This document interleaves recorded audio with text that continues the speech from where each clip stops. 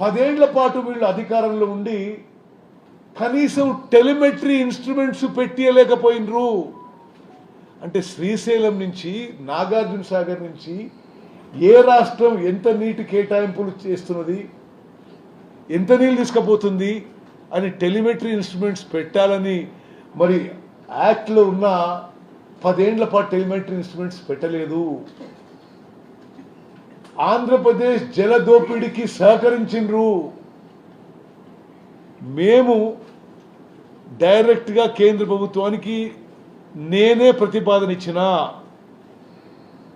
Andhra Pradesh budget ఇచ్చినా ఇవ్వకున్నా తెలంగాణ ప్రభుత్వం మొత్తం 10 కోట్లైనా 20 కోట్లైనా మేము ఆ బడ్జెట్ మేము భరిస్తాం.